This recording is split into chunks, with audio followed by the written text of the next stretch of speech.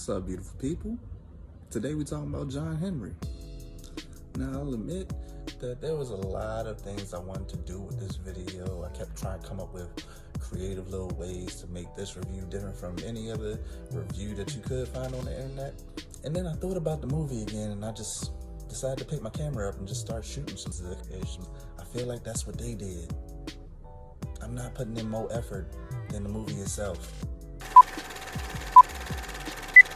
The first sign that we knew this movie was going to be hot garbage is the Saban production company. That's the company that makes the Power Rangers movies. Now, the most recent Power Rangers movie, I really liked it. I'm not trying to do on that movie.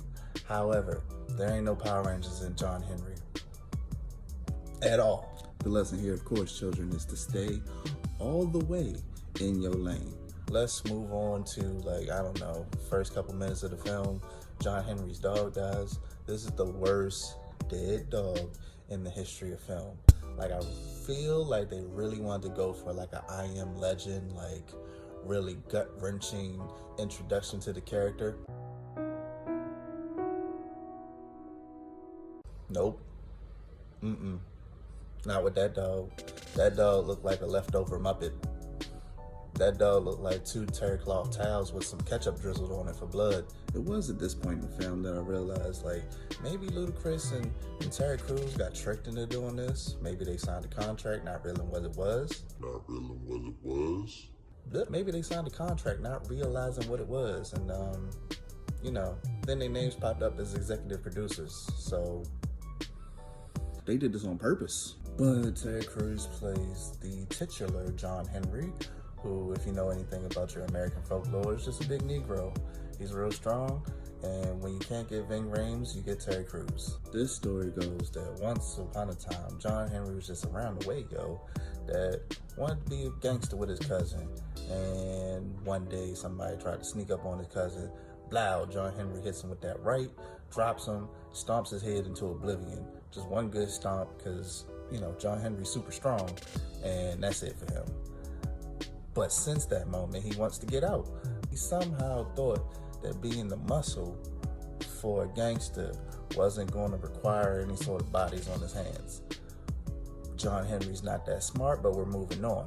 This man gets into a little debate with his cousin. They pushing the gun back and forth because his cousin's trying to force him to stay in the gang. Gun accidentally goes off, shoots his cousin in the face. And this is when we got to get into Ludacris. Hey, Chris, man, what was this? What was this? It's not, listen, I'm not like the rest of the internet. It's not that I think it looks terrible. It looks like someone actually put their time and effort into making that thing and the side of your face. But I just got a question. For the universe in which the movie was, why get the giant cybernetic metal out the face thing instead of just a scar? You try to come up as a gangster, right? Nothing looks more conspicuous than this right here. Stupid. Listen, I have another theory about Ludacris, and it has to do with, this whole coronavirus thing that's going on. See, Ludacris is in those wildly successful Fast and Furious movies, but the one that's supposed to drop this year got pushed to next year. With that being said, John Henry, I believe, is the only film that we will see Ludacris in all of 2020. And with that, I feel like Nelly saw John Henry and was like, you know what, Ludacris really needs a win. So Nelly decided to play unreleased music and get drunk during his versus battle because who cares? He didn't need that. Next, we got to get into BJ Henry for a second. This might be my favorite / least favorite character committed to film in all of 2020. BJ Henry is the father of John Henry, and with that, we get to learn a lot about his dick. Yep, that's a real sentence that I just said. Honestly, I just feel like in a film about John Henry, I walked away from this film learning too much about John Henry's dick. One of the greatest lines committed to the page in cinema history has to be the way BJ Henry went out. Yes, he dies in this film, but he goes out like an OG, triple OG, because he stands up, gun in hand, says, "I'm BJ Henry, and my dick is legendary." I feel like I've accomplished something in my life beyond my balls. Where if I know I'm going to self-sacrifice, I gotta mention something other than my dick before I go out. This movie made me rage quit.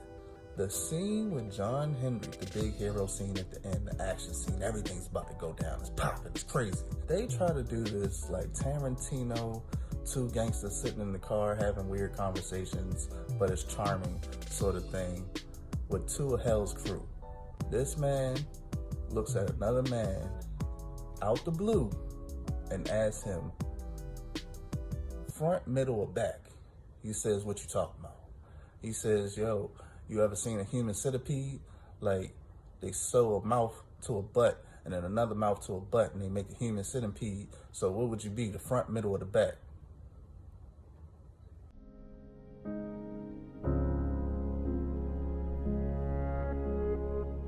It's at that point in the film that I hit pause. I thought about what I was doing, why I was doing it. I dropped my face into my hands and let out an audible groan so loud, my wife came and looked at me, feeling that I was in actual physical pain. In fact, I feel a little PTSD just by talking about it. So we're just gonna move on to the very end of the film. Everything up to now has been 100% freestyle off the top of the head as I remember the film and how it went.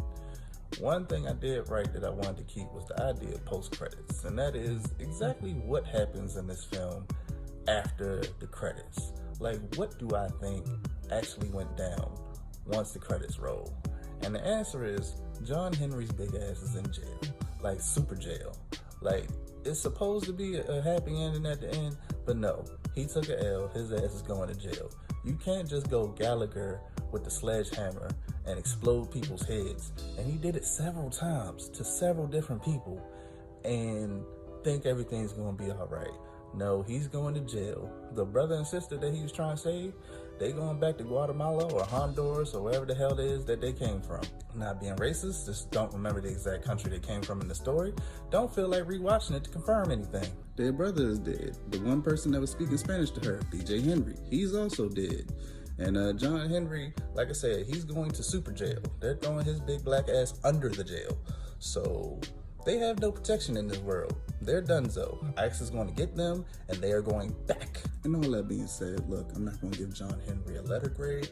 I'm not going to give it a star grade. It doesn't deserve a grade of any sort. But bad.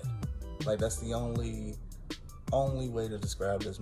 Well, that's not the only way to describe this movie. This movie is like, you really want a sandwich, but then you go to the cupboard and realize you only got one piece of bread, and that piece of bread is a heel, and it's moldy. That's this movie. John Henry is discovering that your wife and your brother went on vacation on your birthday together, alone, without you. John Henry is running into Walmart real quick because you only need like a couple things, getting in the 20 items or less line, getting all the way up to the register, and getting stuck behind Karen, and she's going off because her coupons aren't working.